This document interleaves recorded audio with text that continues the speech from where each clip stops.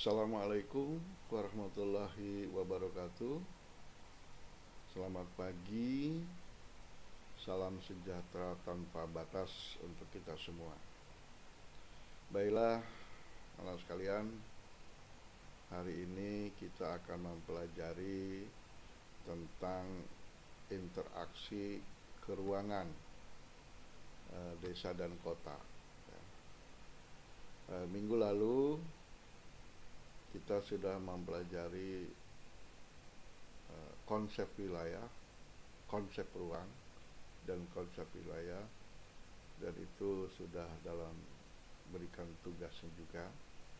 Nah, saat ini kita melanjutkan pembelajaran jarak jauh kita mengenai interaksi keruangan desa dan kota.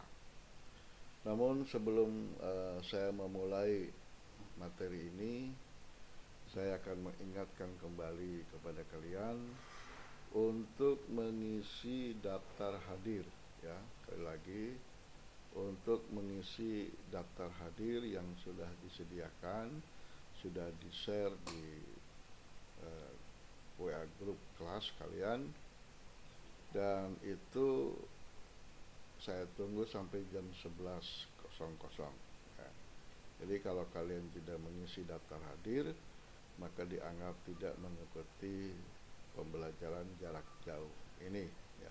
Walaupun kalian ikut melihat proses pembelajarannya. Jadi sekali lagi, patokan saya adalah pengisian dari daftar hadir yang sudah di-share hari ini, termasuk juga upload fotonya, artinya foto kegiatan. Jangan tanya lagi, Pak, ini kegiatan apa? Ya jelas kegiatan kamu belajar. Masa kegiatan ke mall kan gitu ya, nggak mungkin lah gitu. Jadi kita pembelajaran, kegiatan pembelajaran.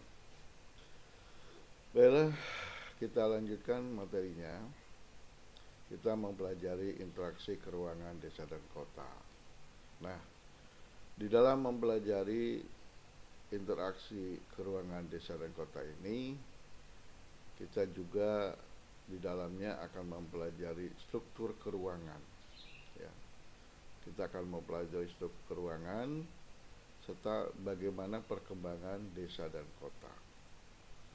Kemudian juga kita akan mempelajari pola dan faktor-faktor interaksi antara desa dan kota. Kemudian juga kita akan mempelajari usaha pemerataan pembangunan di desa dan di kota, ya. Sampai sejauh mana pembangunan di desa dan di kota. Kemudian yang terakhir yang akan kita pelajari adalah dampak perkembangan kota, ya. Dampak perkembangan kota, baik itu kepada masyarakat desa maupun ke masyarakat kota. Jadi memang akibat ada interaksi ini timbul interaksi sehingga menimbulkan dampaknya, ya. Baiklah, kita awali materi ini, ya. Tapi sebelum kita awali, saya ingin mengajak kalian untuk merenung, untuk berpikir, melihat gambar ini, ya. Coba oleh kalian lihat apa yang bisa kamu bayangkan, ya. Jadi apa yang bisa kamu bayangkan dan kamu bisa cirikan dari dua sisi, dua sudut pandang gambar ini, ya. Jadi silahkan kamu renungkan, berpikir apa sih, dan ini adalah gambaran yang akan kita pelajari di dalam interaksi desa dan kota, ya. Baik, silakan nanti kamu renungkan setelah selesai mempelajari pembelajaran ini, ya. Selanjutnya kita lihat, ya. Kita mulai dari struktur keruangan serta perkembangan desa dan kota.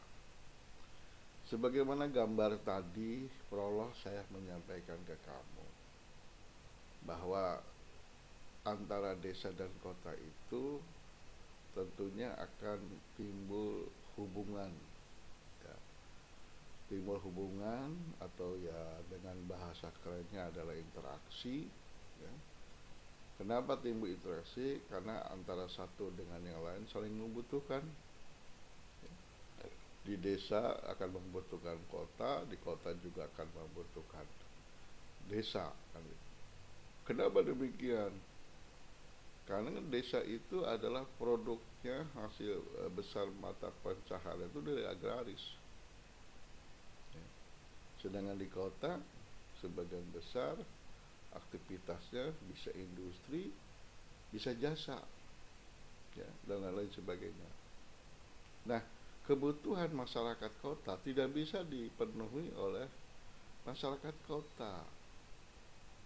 Misalnya contoh makanan pokok, nasi, ya, atau padi, itu yang mengolah adalah desa. Nah, di kota kan tidak ada itu, sehingga kebutuhan masyarakat kota makanan pokoknya akan tergantung kepada desa. Dan sebaliknya juga begitu. Desa juga membutuhkan kota. Kenapa? Karena teknologi itu adanya di kota. Produksi-produksi teknologi itu adanya di kota. Nah, mereka ketika mengolah agraris atau mengolah pertanian atau mengolah perkebunan itu memerlukan teknologi. Dan sedangkan teknologi itu adanya di kota. Sehingga timbullah saling, kalau zaman dulu dalam ekonomi barter ya, tapi sekarang udah gak ada barter. Ya. Ada hubungan timbal balik, saling membutuhkan gitu. Nah, makanya interaksi yang dimaksud kita ini adalah suatu hubungan timbal balik, ya, yang saling berpengaruh antara dua wilayah atau lebih, yang dapat menimbulkan gejala, kenampakan, atau permasalahan baru. Jadi inilah yang dimaksud di dalam interaksi desa dan kota. Nah, timbul karena itu saling membutuhkan, saling berpengaruh. Apakah hanya desa kota doang atau hanya dua wilayah? Enggak, bisa beberapa. Bisa beberapa desa, bisa beberapa kota. Jadi bisa 2 desa atau lebih, ya. Atau bisa 4, bisa 5, tergantung. Kan tiap-tiap wilayah dia punya ciri khas masing-masing, punya kebutuhannya masing-masing. Di desa juga kan tidak semuanya agraris itu tanamannya sama, pasti juga berbeda-beda. Jadi inilah interaksi yang kita maksud ini. Baik. Nah, yang dimaksud interaksi desa kota itu yang bagaimana? Nah, jadi sini adalah proses hubungan, ya. Proses hubungan yang bersifat timbal balik antara unsur-unsur yang ada, ya. Maksudnya itu kondisi yang ada, apa aja kemampuan desa apa aja di situ, gitu. Unsurnya ada apa aja. Kemudian punya pengaruh terhadap perilaku, ya. Tentunya dari pihak-pihak yang bersangkutan, biasanya itu melalui kontak langsung, baik itu melalui berita, ya. Kemudian juga lewat bisa surat kabar ataupun yang didengar, sehingga nantinya akan menimbulkan sebuah gejala baru, baik itu yang berupa fisik maupun yang non fisik. Contohnya gimana Pak? Ya contohnya misalnya kan gini, ya. Di saat ini bagaimana sih teknologi, ya. Apa sih yang tidak bisa kita lihat dalam sekejap? Semua teknologi sekarang ini luar biasa, ya. Makanya apa yang terjadi di kota apa yang terjadi di desa itu akan terjadi perubahan. Ya. Misalnya kan gini, misalnya yang paling mudah lah. Ya. Lihat perkembangan teknologi di kota. Sekarang taruhlah HP, gadget. Gitu. Orang desa kan tahu. Dia pasti akan ikut juga membeli, ya. Atau istilahnya bisa juga dia ikut menikmati hasil karya itu. Coba sekarang di desa, apa tidak mengenal WhatsApp? Mereka bermain WhatsApp, ya. Bermain selfie juga sama seperti masyarakat kota. Yang tadinya kan mereka tidak mengenal seperti itu. Ya. Nah kemudian terjadilah perubahan pola perilaku. Ya. Yang tadinya mungkin mereka hanya kalau malam habis ngaji tidur, sekarang juga mereka bisa bermain WhatsApp. Karena dunia kemudian sudah terbuka gitu. Nah ini contoh yang paling bisa kita lihat kan gitu. Nah selanjutnya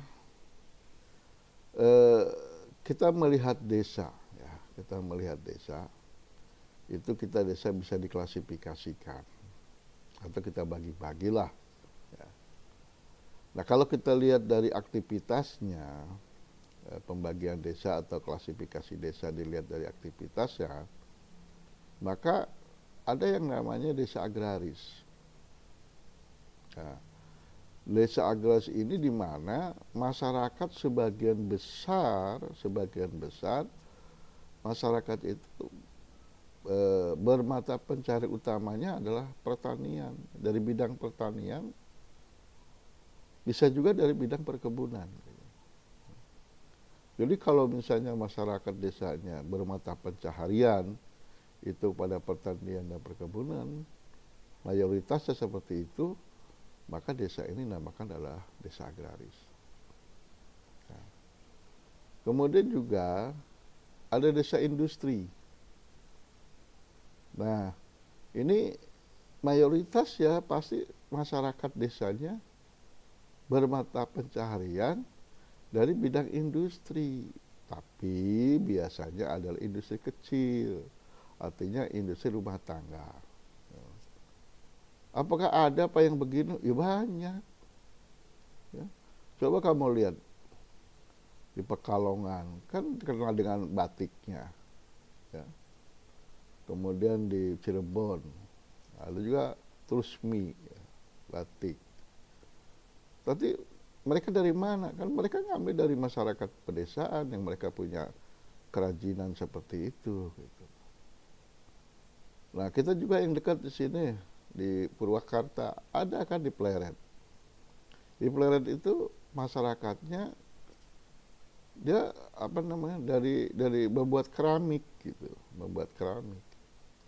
Nah itu disebut juga sebagai golong desa industri. Ya kapan-kapan bolehlah kalian lihat ke Pleret, lihat dari situ, kalian akan kagum itu kerajinan tangan mereka membuat keramik. Silakan itu dekat kok. Paling perjalanan ya paling lama 2 jam paling lama. Gitu. Paling sekarang ada tol ya. Itu silakan kalian lihat di sana. Kemudian yang ketiga adalah desa nelayan. Nah biasanya desa nelayan ini ada di pinggir pantai. Ya, kalau tadi agraris, kemudian desa industri, itu pasti di darat. Nah kalau ini pasti di pinggir pantai. Ya. Jadi memang masyarakatnya melaut mata pencahariannya, nggak ada lagi. Ya, artinya mereka di bidang perikanan. Atau bisa juga mereka nambak, artinya pertambakan. Nah masyarakat seperti inilah maka disebut dengan desa nelayan. Ya. Itu tadi lihat dari aktivitasnya ya, perkembangan aktivitas. Sekarang kita lihat dari tingkat perkembangannya, ya. Artinya perkembangan desanya. Ya. Ada disebut dengan desa swadaya. Nah, Desa swadaya itu suatu desa atau suatu wilayah yang hampir seluruh masyarakatnya mampu memenuhi kebutuhannya dengan cara mengadakan sendiri. Ya. Dari produk sendiri, ya, dari hasil tanaman sendiri. Ya. Ini desa swadaya namanya. Nah, desa yang seperti ini biasanya kan hanya untuk memenuhi kebutuhan dirinya sendiri, tidak dikeluarkan berhubungan dengan luar, maka desa ini adalah terisolir. Ya. Daerah itu terisolir. Ya contohnya lah misalnya masyarakat Baduy, ya. Dia terisolir karena menutup diri perkembangan dari luar. Ya. Kemudian pasti penduduknya jarang, ya. Pasti penduduknya jarang. Kemudian masyarakatnya ya hampir semuanya sama, mata pencahariannya agraris gitu. Dia bersifat agraris, kemudian juga bersifat tutup. Nah ini tertutupnya itu, sehingga dengan tertutup dia tidak tahu perkembangan berikutnya. Pokoknya dia hanya mampu ya udahlah, yang penting saya bisa makan, titik, selesai. Gitu. Nah, kenapa demikian? Ciri yang berikutnya adalah masyarakatnya itu benar-benar memegang teguh adat gitu. Adat itu menjadi tolok ukur yang utama. Ya. Jadi kalau dia bertentangan dengan adat, dia tidak mau lakukan. Ya. Contoh adat misalnya, ya, contoh adat yang biasa, yang kita bisa lihat.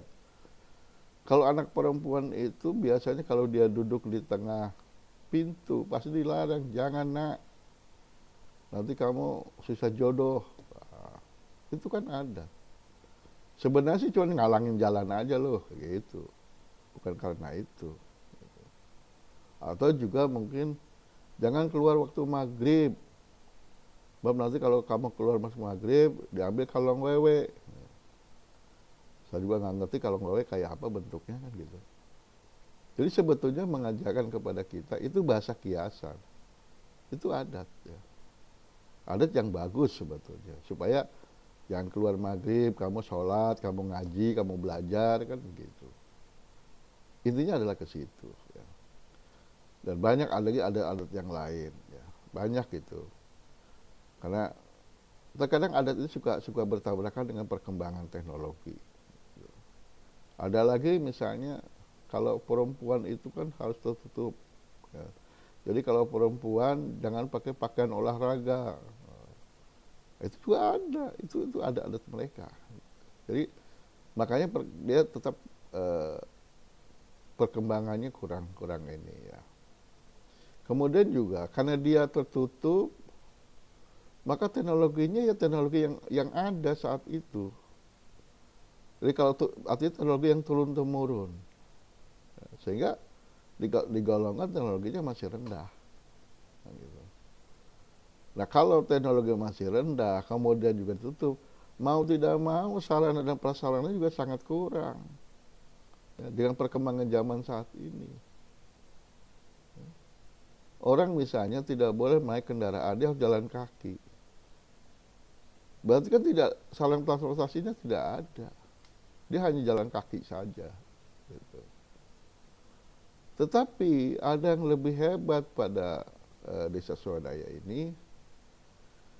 Hubungan antara manusia itu sangat erat. Nah ini yang positifnya, bagus. Satu desa mereka tahu semua. Si A, si B rumahnya begini, ngadapnya ke sini, gentengnya begini, catnya warna. Mereka tahu. Kenapa? Karena hubungannya sangat erat mereka.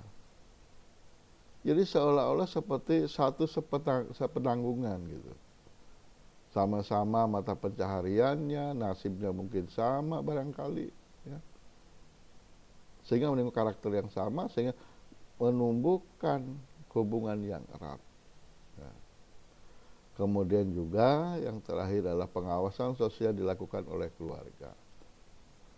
Jadi memang keluarga itu sangat dominan ya, membentuk karakter anak-anaknya. Karena ya itu tadi, penuh dengan berbagai macam adat dan segala macamnya. Nah, itulah ciri desa swadaya ya. Ini dilihat dari perkembangannya kan gitu. Selanjutnya kita lihat desa swakarya. Nah, kalau tadi swadaya, sekarang swakarya. Ini lebih terbuka dibanding dengan swadaya. Jadi desa peralihan atau desa transisi dari desa swadaya menuju swasembada. Jadi sudah mulai terbuka. Ya. Sudah mulai terbuka. Mau menuju, kalau dia sudah terbuka, maka dia akan menuju ke maju, kan gitu. Nah, apa cirinya desa swakarya? Sudah mulai adanya pengaruh dari luar, gitu.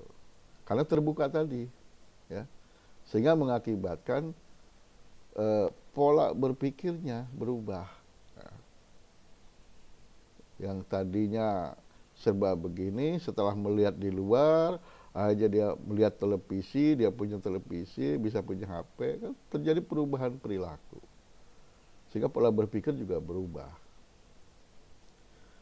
Yang kedua, masyarakat sudah mulai terlepas dari adat, artinya tidak seperti pada desa swadaya. Ya, sudah mulai dia memilah-milah gitu, memilah-milah gitu ya. Sudah mulai berpikir. Karena tadi kenapa? Karena ada pengaruh dari luar tadi gitu. Kemudian produktivitas mulai meningkat. Kenapa meningkat? Karena dia melihat perkembangan. Karena dia melihat teknologi. Oh, kalau menggunakan pupuk ini begini gitu. Kalau bagaimana kalau tadinya panen cuma setahun 2 kali, bagaimana supaya tiga kali, bahkan bisa bagi 4 kali atau 5 kali. Itu kan ada tekniknya. Dan mereka itu ikut. Nah, kalau itu terjadi, maka terjadilah peningkatan produktivitas. Nah, kemudian juga sarana prasarana mulai meningkat. Tentu, karena dia lihat perkembangan dari luar. Misalnya yang tadinya dia digarap sawah dicangkul oleh tanah, pacul, kalau nggak lewat pekebo, kan gitu. Sekarang selain dari luar, ternyata ada traktor pengatik tebu. Dia berubah ke traktor, gitu. Efisiensi waktunya, efisiensi tenaga, itu kan juga berubah. Dia sudah mulai menggunakan teknologi. Ya. Sehingga sarana prasarana mulai meningkat, kan gitu. Nah, adanya pengaruh dari luar yang mengakibatkan perubahan cara berpikir tadi, gitu. Dia akan mengalami perubahan cara berpikir. Ya, yang tadinya mungkin yang serba nggak boleh, serba ini, dia jabarkan yang sebenarnya tadi. Gitu. Kayak contoh lah, misalnya tidak boleh duduk di depan pintu, kan itu cuma ngalangin kan gitu, karena menghalangi jalan orang aja kan gitu. Nah ini, jadi istilah pamali itu sudah mulai luntur kan gitu. Nah itu pada desa swakarya. Gitu. Nah sekarang yang berikutnya adalah desa swasembada. Nah ini desa yang sudah maju. Ya, desa sudah maju. Gitu. Ini desa yang sudah mampu mengembangkan semua potensi yang dimiliki desa itu sendiri secara optimal. Gitu. Jadi dia sudah mampu mengembangkan. Misalnya produksi bisa dinaikkan. Kalau tadi swadaya hanya untuk memenuhi kebutuhan dirinya sendiri, swakarya sudah mulai melihat itu, dia mengembangkan sehingga sudah mulai mengenal pasar kan gitu. Nah, kalau swasembada dia sudah bisa istilahnya menjual itu keluar wilayah. Nah, kalau itu sudah terjadi, maka secara otomatis desa itu akan maju. Nah, cirinya apa? Nah, biasanya desa-desa swasembada ini berlokasi di sekitar ibu kota kecamatan. Ya, artinya ya agak ke kota-kotaan lah, gitu ya, agak kota-kotaan. Kenapa? Karena lihat perkembangan. Dia melihat dunia nyata, kan gitu. Nah, karena di situ sudah berkembang, maka secara otomatis penduduknya padat. Ya. Kalau di situ sudah ramai, pasti padat. Ya. Ya, ibarat pepatah, di situ ada gula, maka di situ juga akan banyak semut. Kalau di situ banyak menghasilkan, pasti orang berbondong-bondong ke situ untuk mengadu nasib, untuk mencari pekerjaan. Ya. Secara otomatis maka penduduknya akan padat. Ya. Kemudian juga dia sudah mulai tidak terikat dengan adat istiadat. Gitu. Sudah mulai tidak terikat dia dengan adat istiadat. Dan kemudian juga desa itu sudah mempunyai fasilitas yang memadai. Ya. Bahkan lebih maju dari desa-desa yang lainnya. Gitu. Jadi perangkat desa, struktur desa, organisasi masyarakatnya, mungkin juga sudah ada LSM di sana, kan gitu. Artinya sudah berkembang, kan gitu. Dan juga di situ di desa swasembada itu tentunya partisipasi masyarakatnya sudah lebih efektif, ya, sudah lebih efektif. Nah, inilah yang akan memungkinkan desa itu menjadi desa yang maju. Bahkan nantinya akan terus maju, bisa berkembang, tidak lagi menjadi desa tapi menjadi sebuah kecamatan. Ya. Itu karena ada perkembangan gitu. Nah, itu desa dilihat dari perkembangannya gitu. Selanjutnya kita lihat ya, ciri-ciri desa, ya, artinya ini ciri-ciri. Bagaimana sih ciri-ciri desa itu? Kalau tadi kan pembagiannya, ya, kan gitu. Kita lihat ciri-cirinya. Nah, kalau di desa itu tentunya masyarakat kehidupan desa itu akan punya ketergantungan dengan alam. Jadi masyarakat desa itu nantinya jelas akan dia punya ketergantungan dengan alam. Ya, ya kalau alamnya itu daerah subur, pasti dia ke pertanian, kan gitu. Nah, makanya karena masyarakat desa adalah masyarakat agraris, dia tergantung dengan alam, ya, tergantung pertanian itu tergantung pada musim. Ya. Jadi disitulah ketergantungannya. Kalau misalnya di daerah yang reliefnya terjal begini, maka bentuk lahan tanahnya juga atau bentuk lahan pertaniannya juga akan berbeda dengan di dataran yang rendah seperti begini. Mungkin dia dengan berudak-udak, kan gitu. Kalau yang dalam dataran rendah begini, dia hanya menghampar begitu saja, maka itu terpengaruh. Gitu. Dan kemudian juga bahwa desa itu merupakan kesatuan sosial dan kesatuan kerja. Jadi kalau di desa itu, mohon maaf, gotong royongnya ya luar biasa. Ya. Nggak kayak di kota. Ya, mobil mogok atau motor mogok, didorong, habis gitu uang rokok. Tapi kalau di desa enggak. Dan dia saling membantu. Coba kalau kamu lihat di desa itu kalau ada hajatan, mereka saling membantu gitu, saling nyumbang. Jadi kalau ibaratnya punya duit cuma pas-pasan, masih bisa lakukan hajatan. Beda dengan di kota, punya duit pas-pasan ya nggak bisa. Ya, hanya sebatas duit itu. Tapi kalau di desa enggak. Mereka datang, dia sumbang, atau mereka bikin rumah, ada yang nyumbang genteng, nyumbang macam-macam dan sebagainya. Nah, itu ciri-ciri masyarakat desa. Artinya dari sifat kegotong royongannya. Ya. tentunya karena dia eh, tergantung kepada alam, masyarakatnya adalah masyarakat agraris gitu, pasti bersifat agraris, sehingga membawa kepada pola pikir pun ya pola pikir yang bersifat agraris ya. Dan jarang orang desa membicarakan politik gitu. Walaupun ada satu dua mungkin, tapi ya mayoritas mereka sesuai dengan pekerjaannya akan akan bicaranya. Bagaimana caranya supaya padi itu bagus hasilnya, bagaimana supaya hama itu tidak ada. Pasti kan mereka bicara seperti itu. Kan gitu. Kemudian juga perkembangan sosialnya relatif lambat. Nah ini.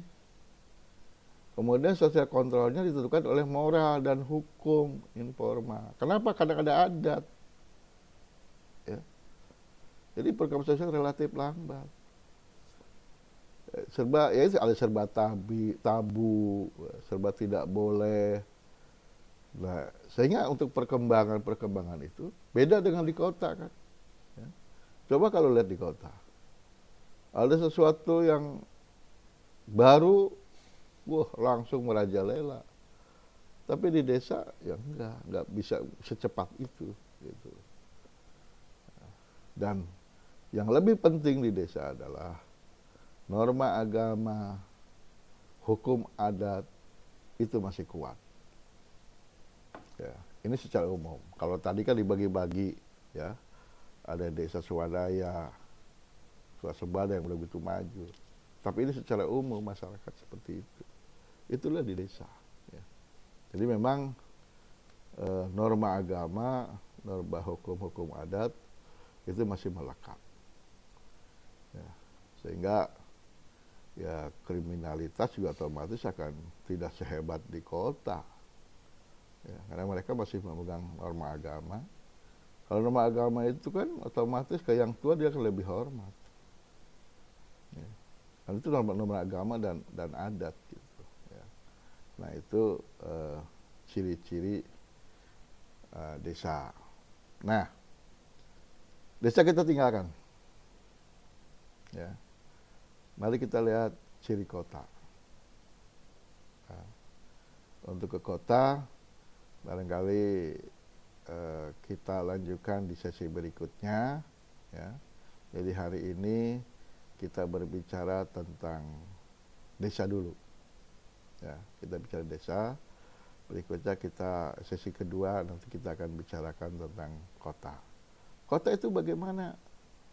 Nah, ini nanti kita bicarakan. Jadi, oke, barangkali terima kasih pertemuan hari ini kita sampai sini. Saya mengingatkan lagi kepada kalian agar supaya kalian mengisi daftar hadir. Ya, sekali lagi, daftar hadir itu penting sebagai patokan saya yang menyatakan kalian belajar atau ikut belajar atau tidak. Pak, bagaimana kalau saya mau izin atau saya sakit? Ya sudah, kami isi kan di keterangan ada izin, ada sakit, ada hadir. Ada tanpa keterangan. Ya tinggal kamu pijit aja mana yang saat itu kamu. Kalau kamu sakit ya pijit yang sakit ya. Kan tidak mungkin kamu ngasih tahu saya, Pak, saya sakit. Ya sudah, cukup pakai itu aja gitu. Isi daftar hadir. Kalau kamu sakit ya pijit sakit. Kalau kamu mau pergi ya bilang di situ pergi izin. Kalau hadir ya hadir. Ya, jadi itu untuk daftar hadir. Saya ingatkan lagi, saya batasi daftar hadir ini sampai dengan jam 11. Kemudian pesan saya berikut adalah pesan saya salam sehat untuk kalian semua. Mudah-mudahan kalian sehat. Ingat, jaga protokol kesehatan. Ya. Sayangi keluarga kamu, sayangi orang tua ibu bapak kamu, ya. Karena di masa pandemik ini, apalagi ada istilah new normal, virus itu tidak mengenal new normal. Ya. Sekali lagi, virus itu tidak mengenal new normal. Mungkin virus itu ada di diri kita. Mungkin di diri kalian ada, tetapi karena kalian kondisi fisiknya bagus, baik, Jadi dia tidak berpengaruh pada kalian. Tapi kan belum tentu orang tua kalian sebaik kamu, sekuat kamu fisiknya.